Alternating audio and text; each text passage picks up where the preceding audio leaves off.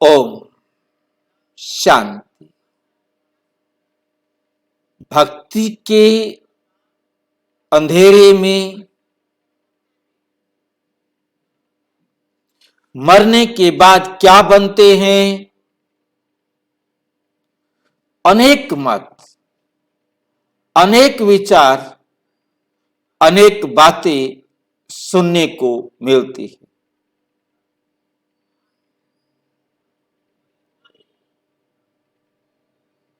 कोई कहते मरने के बाद बनते ही नहीं, बस यही जीवन है, शरीर खत्म तो खत्म।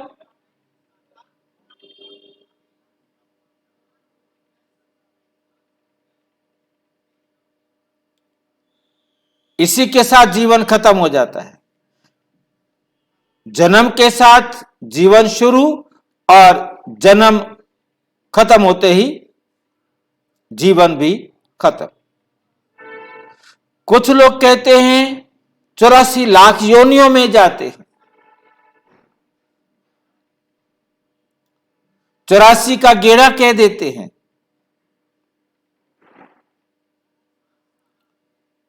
अनेक मत इस प्रकार से चलते हैं। कुछ कहते हैं कि आप भक्ति करेंगे तो आपको मुक्ति मिल जाएगी, आप फिर जन्म मरण के चक्कर में ही नहीं आएंगे। आप गुरु की का कहना मानेंगे तो आपको मुक्ति मिल जाएगी, और गुरु का कहना नहीं माना तो 84 लाख योनियों में सजा खानी पड़ेगी।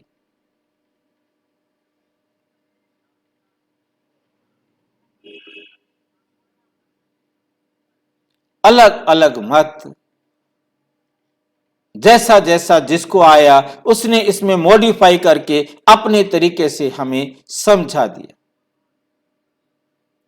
परंतु अब परम पिता परमात्मा आकर ज्ञान का प्रकाश देते,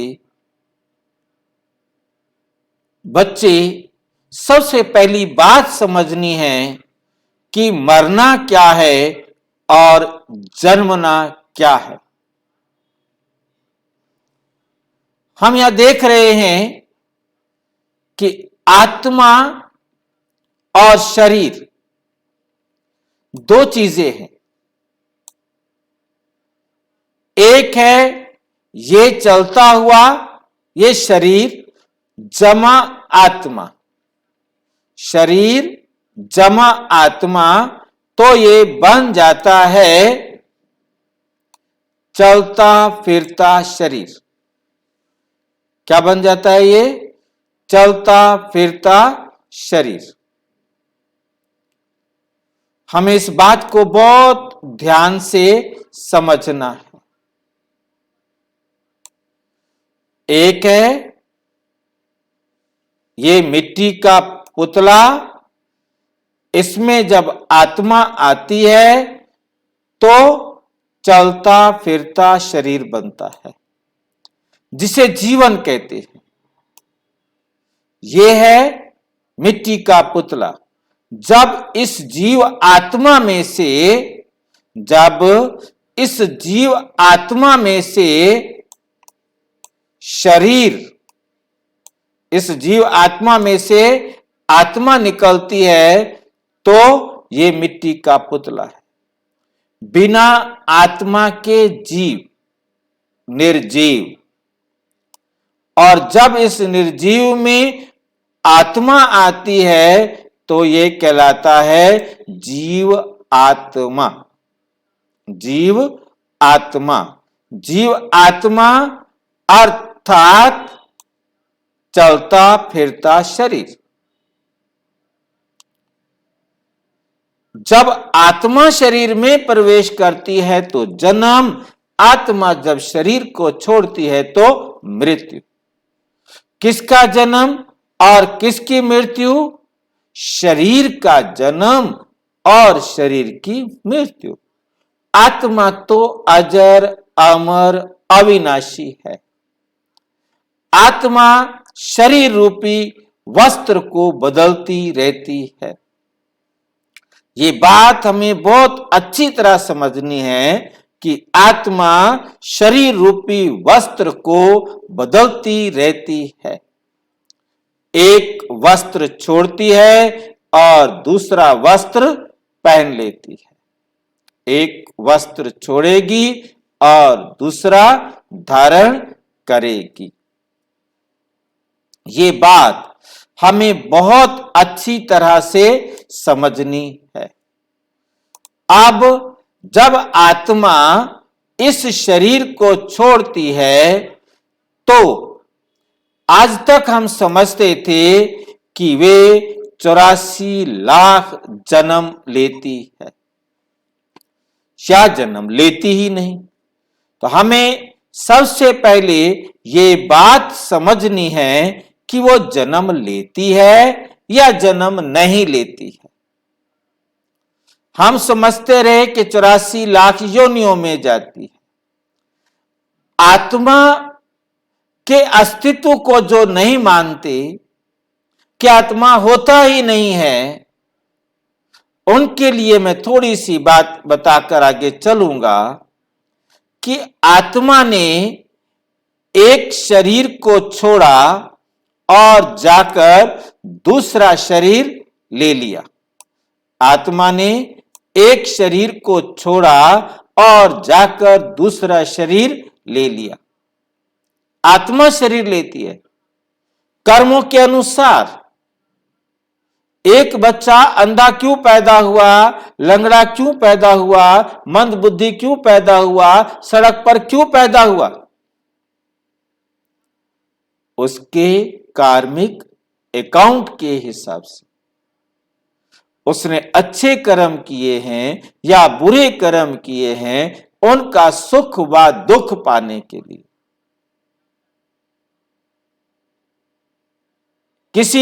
कई भाई बहन कहते हैं उनके पेरेंट्स में गड़बड़ रह गई, जिसके कारण वो अंधा बन गया, जिसके कारण वो लंगड़ा हो गया, जिसके कारण वो मंद बुद्धि हो गया। कर्म करें गलत पेरेंट्स और सजा भुगते कोई और, ये विचार करने वाली बात।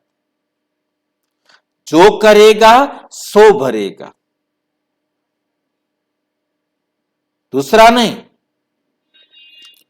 इस बात को हमें बहुत अच्छी तरह ध्यान में रखना है। तो अब हम देख रहे हैं यहां पर कि एक आत्मा शरीर को छोड़ रही है। एक आत्मा शरीर को छोड़ रही है। आत्मा भ्रिकुटी के बीच है और वहां से आत्मा निकली। वे पशु पक्षी कीड़े मकोड़े जीव जंतुओं के पास नहीं गई, बल्कि वो कहां गई? मनुष्य शरीर में उसने प्रवेश किया। वे किसी पशु पक्षी में नहीं गई, जिसके लिए समझाया गया जैसे हम आम का बीज बोएंगे तो आम होगा और केले का बीज बोएंगे तो केला होगा। जैसा बीज वैसा फल। तो हम मनुष्य आत्मा है, मनुष्य शरीर को छोड़ा है तो हम मनुष्य ही बनेंगे, हम पशु पक्षी कीड़े मकोड़े नहीं बनेंगे। हम 84 लाख योनियों में नहीं जाएंगे। इस बात को समझने के लिए हम पूछते हैं कि क्यों 84 लाख योनि में जाते? कहते बुरे कर्म किए हैं ना, इसलिए 84 लाख योनि में जाना पड़ता है। गुरु की निंदा कराई है ना, इसलिए 84 लाख योनि में जाना पड़ता है। अच्छा, मैंने किसी जन्म में या इस जन्म में बहुत पाप किए हैं और मैं अपने पाप कर्मों की सजा खाने के लिए 84 लाख योनियों में गया। मैंने थोड़े पाप किए थे तो मैं समझता हूं कि 10, ज्यादा पाप किए 100, ज्यादा किए 1000, लाख, ज्यादा से ज्यादा 84 लाख, बहुत ज्यादा पाप कर लिए तो 84 लाख योनियों में सजा खाने के बाद ये हीरे जैसा अनमोल मानव शरीर मिला है। फिर मैं अंधा क्यों पैदा हुआ? मैं लंगड़ा क्यों पैदा हुआ, मैं मंद बुद्धि क्यों पैदा हुआ, मैं सड़क पर क्यों पैदा हुआ। जब मैं अपने कर्मों की सजा भुगत आया हूं, अब तो मुझे एक श्रेष्ठ जन्म मिलना चाहिए था ना। अब मुझे किस बात की सजा मिल रही है? यदि मुझे अब मेरे कर्मों की सजा मिल रही है तो मुझे 84 लाख योनियों में किस लिए भेजा गया था? तो मुझे 84 लाख योनियों में किस लिए भेजा गया था?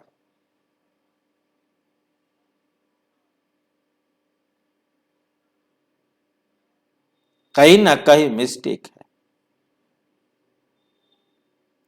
दूसरी बात, आज पूरी दुनिया के अंदर एक ढूंढ के लाओ जो पाप ना करता, जो पापी ना हो। सब पापी, फर्क इतना है कोई कम कोई ज्यादा, कर सारे रहे हैं। अब वो जितने कर्म कर रहे हैं उनकी उतनी सजा खाने के लिए यदि वो पशु पक्षी योनि में जाने हैं तो फिर तो सारे जो मरे सारे पशु पक्षी योनियों में, जीव जंतु योनियों में चले जाएं। मनुष्यों की जनसंख्या तो कम होती जानी चाहिए, जबकि जनसंख्या बढ़ रही है। क्यों बढ़ रही है इसके लिए अलग वीडियो बना हुआ है, वो वहां देखना है। तीसरी बात, जितने भी रीबर्थ के सर्टिफाइड केसेस दुनिया में मिले हैं, मैं गपोड़ों की बात नहीं कर सकता, जितने भी सर्टिफाइड केसेस दुनिया में मिले हैं उनमें एक भी केस ऐसा नहीं है जो ये कहता हो कि हम पिछले जन्म में गाय थे, बिल्ली थे, चूहा थे, छिपकली थी। एक भी केस नहीं है जो ये कहता हो कि हम पिछले जन्म में चूहा, बिल्ली, छिपकली, गाय कुछ इस प्रकार से थे। एक भी केस नहीं। सभी ने ये बताया कि हम हर जन्म में मनुष्य थे। पशु पक्षी के पुनर्जन्म के केस मिले तो उसमें भी पाया गया कि वे पिछले जन्म में भी पशु पक्षी थे।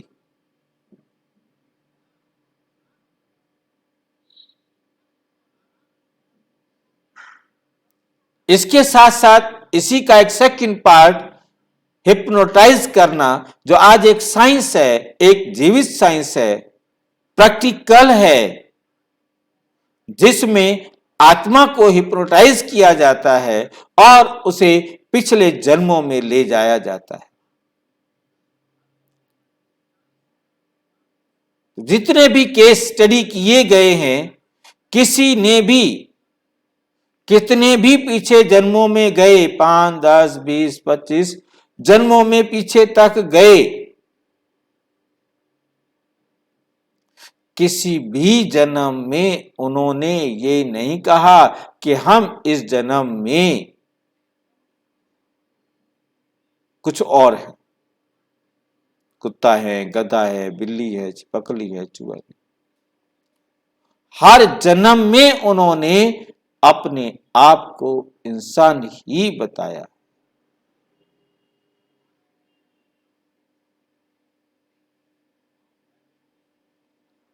और लास्ट पॉइंट जहां हम देखते हैं कि गलती कहां हुई है, हमारे शास्त्रों में लिखा गया कि मनुष्य आत्मा जैसा कर्म करता है वैसा जीवन पाता है, अच्छे कर्म करता है अच्छा जीवन पाता है, गंदे कर्म करता है गंदा जीवन पाता है।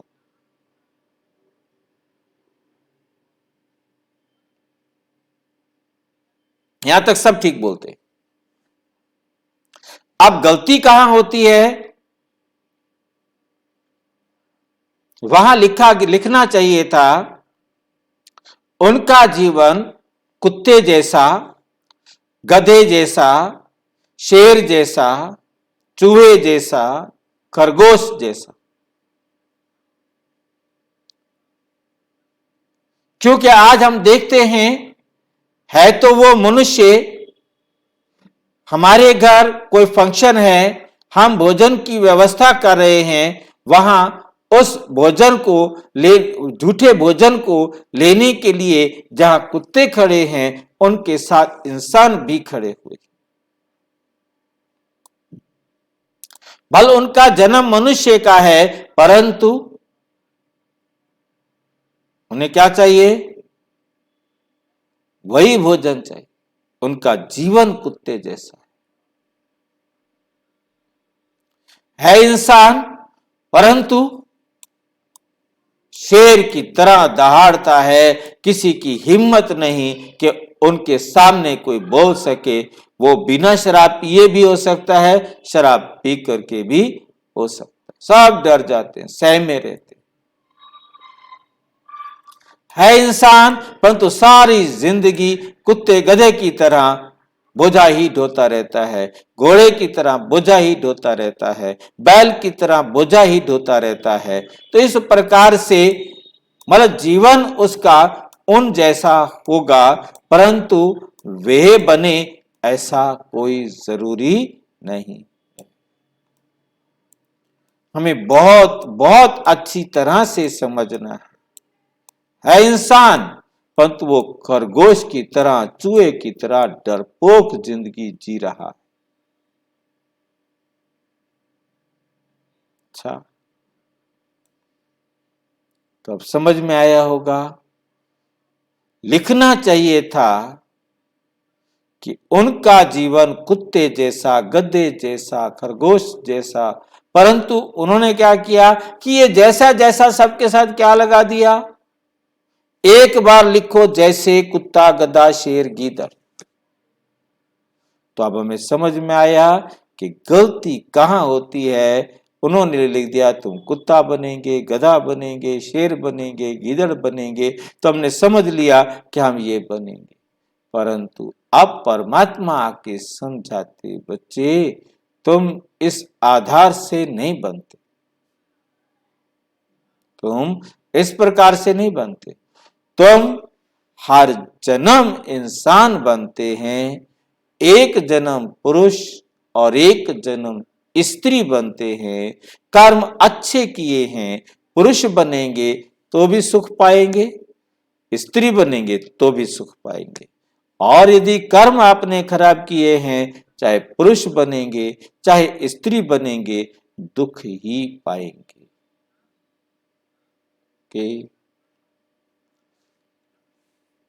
और अच्छी तरह से समझना हो तो प्रजापिता ब्रह्मा कुमारी ईश्वरीय विश्वविद्यालय के किसी भी सेवा केंद्र पर संपर्क करें। और यदि कोई प्रश्न हो तो इसी वीडियो के डिस्क्रिप्शन बॉक्स में आपके पास 2500 से अधिक वीडियोस जो आप सभी के द्वारा पूछे गए प्रश्न हैं, उनके उत्तर दिए हुए हैं। आप उन प्लेलिस्ट को खोलकर देख सकते हैं।